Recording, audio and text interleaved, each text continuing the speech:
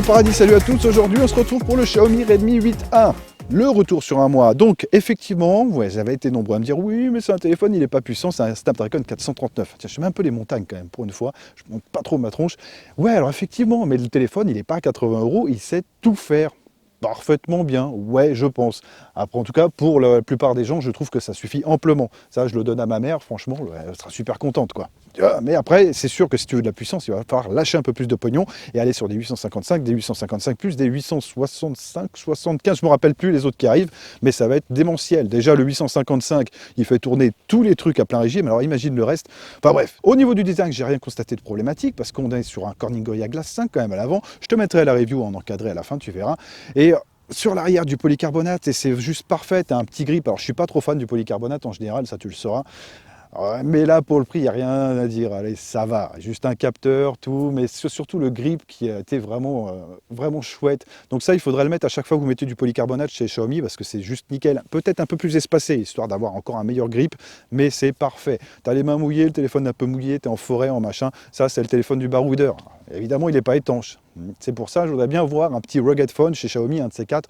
Juste un modèle, juste un modèle. C'est comme le Black Shark, à peu près le même. Mais en étanche. Ouais, ça serait sympa de faire ça. Et pas trop cher, ouais, évidemment.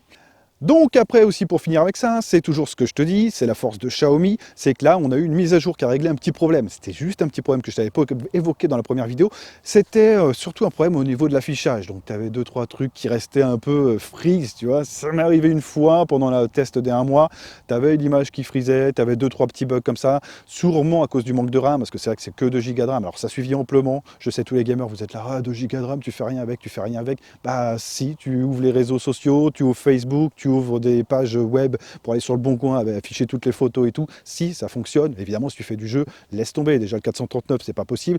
Effectivement, il y a quand même du multitouch 10 points. Ouais, c'est génial, sauf que même si tu lances une partie sur Call of Duty, t'as perdu. Ça, c'est clair et net. Ça rame du cul. Ça rame du cul, vraiment, quoi. Donc ça, je te l'aurais dit. Mais la petite mise à jour, je te l'affiche là.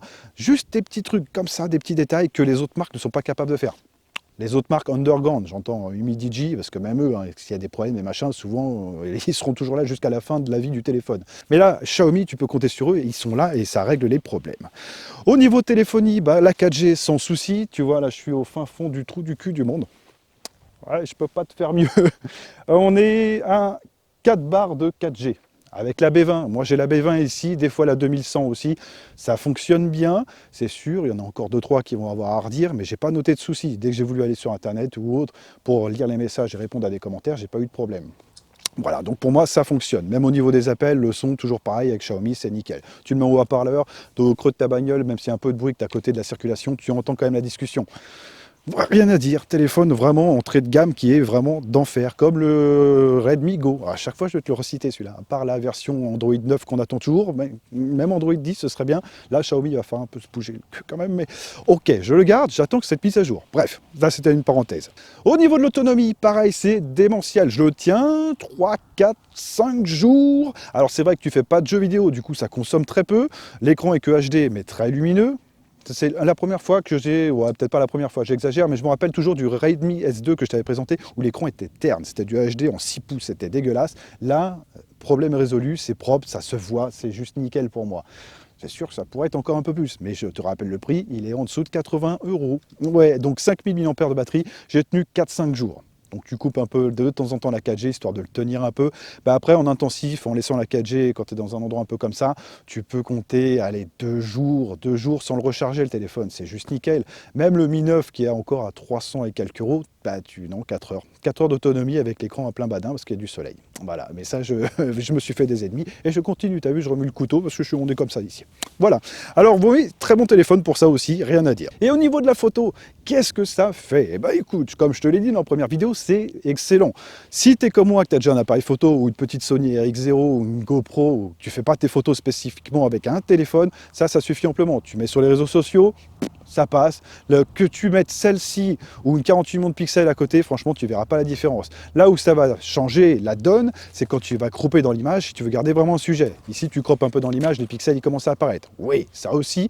Et si tu veux faire développer une photo, là, avec le pauvre 12 millions de pixels ou 13, je me rappelle plus, ça va être très limite. Tandis qu'avec le 48, tu pourras éventuellement faire développer une photo, même si ce sera complètement à la ramasse par rapport à un micro 4 tiers, donc un appareil photo. Micro 4 tiers à 100 €, pour te donner un petit d'occasion. Parce que là aussi, je vais me faire des ennemis.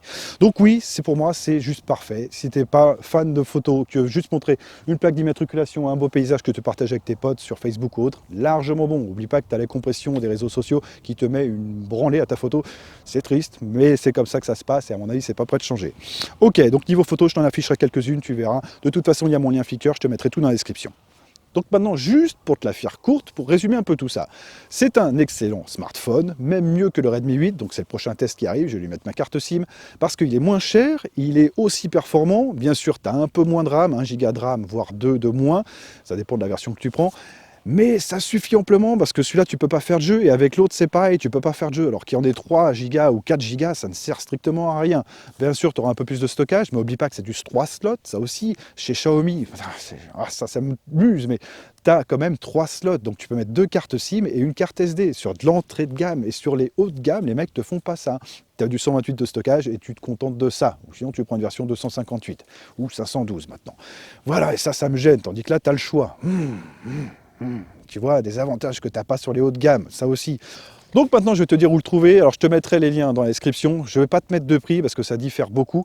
Il a vachement baissé. J'ai vu qu'on pouvait le trouver à 75 €. Ce modèle-là, cette merveille, à 75 €. Juste parfait. Tu dépenses pas une fortune, machin, tu as de quoi acheter un appareil photo à côté.